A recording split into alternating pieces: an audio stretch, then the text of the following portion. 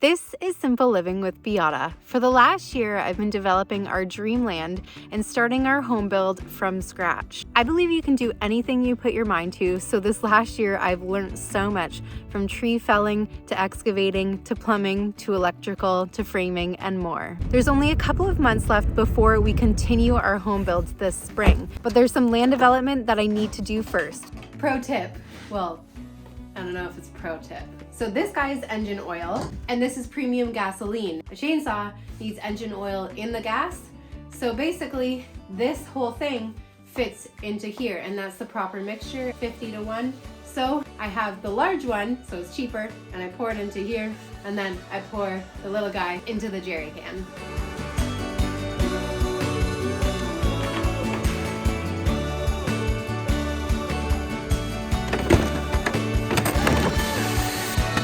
I need to go clean up this section of the wetlands. I cleaned up the rest of it, and this is the spot that I keep falling through the ice. So I brought myself a pair of snowshoes, and if I fall through the ice, I'm going home. I should have got my chainsaw started before I got the snowshoes on.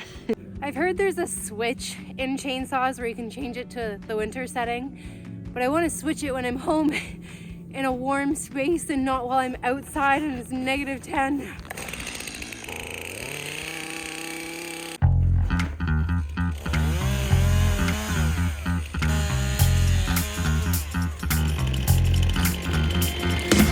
When we were looking for land, I knew I wanted something with wetlands on it because it does lower your price and it creates incredible biodiversity. I made sure that the wetlands were not environmentally protected so that I could get out here and clean them up a little bit, but also to eventually be able to grow food in them. Wetlands are an incredible source of nutrients. My chain definitely did not like that.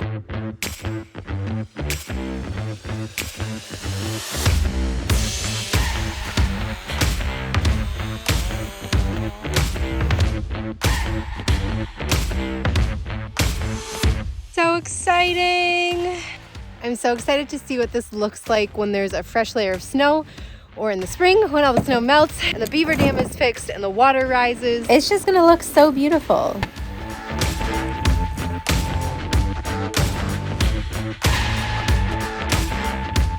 So I have some bad news. I'm gonna get rid of this stump. I'll probably do something with it afterwards, whether it's using it in the garden or drying it out and using it in the home. But there's plenty of sticks and dead trees for the turtles and the fish and the otters and the beavers to hide in. And even under this area, there's actually a lot of dead trees just completely submerged under the water.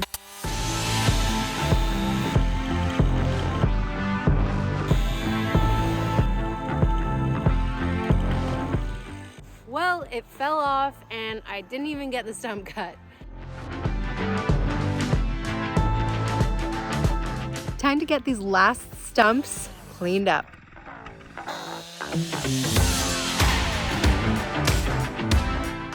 There's like 6 deer out there while I'm using the chainsaw, and they don't seem to care at all.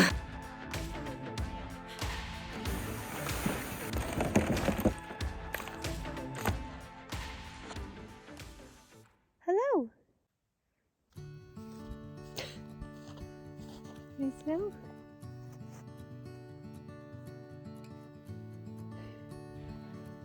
See you later.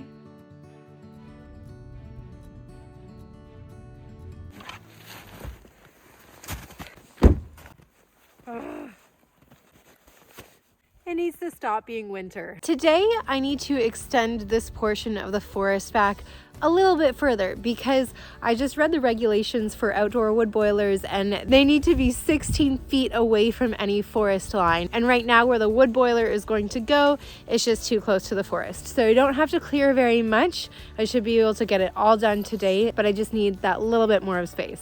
It's a cold day. Starting this is gonna suck.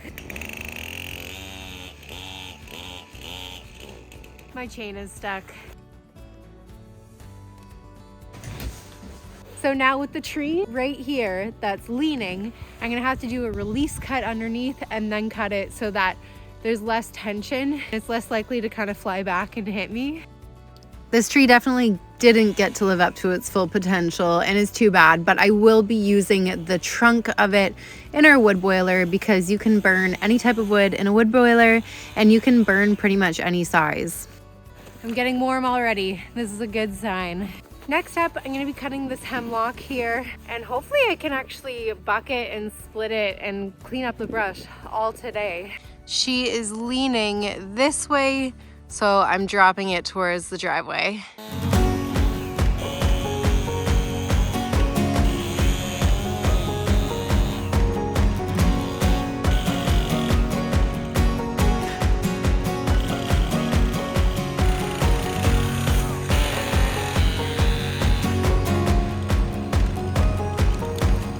Something I wish I did last year was take the time to burn some of this brush. So I think I'm gonna start a little bit of a fire and add to the burning pile as I cut trees down. This could be very unsuccessful, just a fair warning.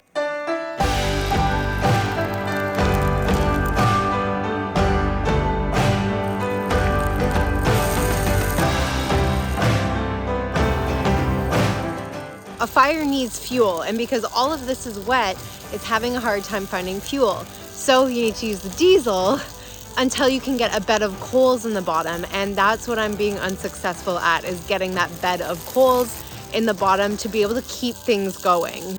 I don't know if this is gonna work today. I should have brought a leaf blower.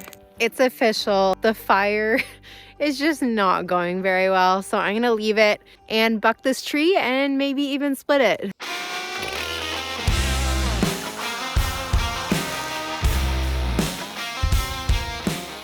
I was watching this pro log splitter on YouTube. He was splitting them on the ground, and I'm interested to see if I can do it.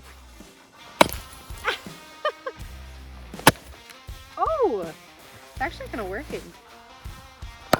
Whoa!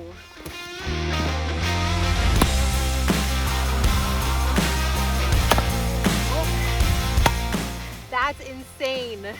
I'm thoroughly impressed. You do have to watch your feet and position yourself properly, but that worked so well. The reason to do something like this would be to minimize like injuring your back and hurting your back after a long day of splitting.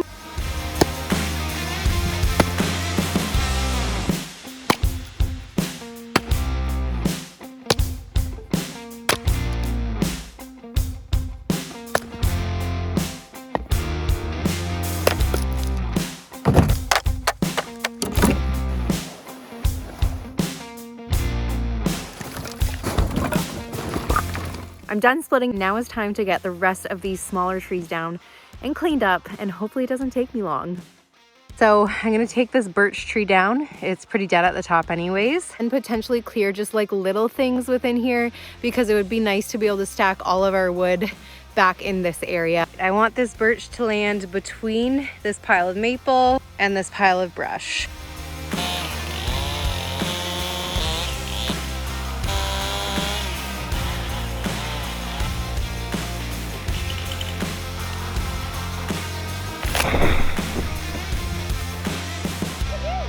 It went exactly where I wanted it to. Dropping a birch is a great opportunity to grab a bunch of fire starters.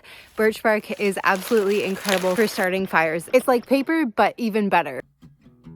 Time to buck and split this. I'm surprised, for a day I did not want to work, I'm getting a lot done today. Honestly, most winter days I have to force myself to work because of how cold and gloomy it is, but eventually I enjoy it. I tend to be one of those people who struggles with having to do the same thing over and over again. So I love starting new projects, but unfortunately I can't really start a new project right now. So being able to split these logs in a new and exciting way actually brought me so much joy today.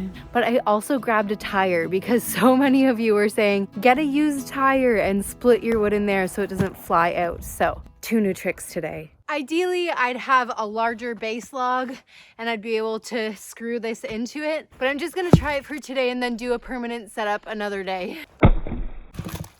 Okay, that is really nice. That's a game changer for sure.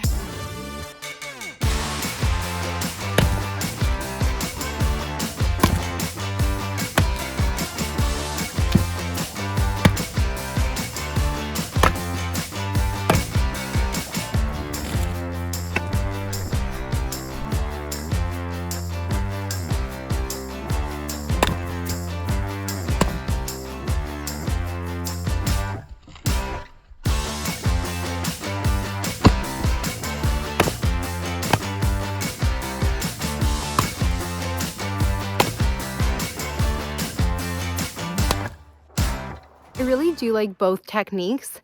The one in the tire, you're gonna get like a more even split, but the one on the ground saved me from having to lift each log. But either way, I have to get all of this cleaned up. The forest edge has been pushed backwards. I have all of the wood split and all of the brush piled. What a successful day. Thank you so much for joining me this week while I did some land development. If you're new here or if you've been following along for a while, consider subscribing. It's free and it's a huge help to me and my family. And like and comment below. I love hearing from you. All right, guys, I'll see you next week.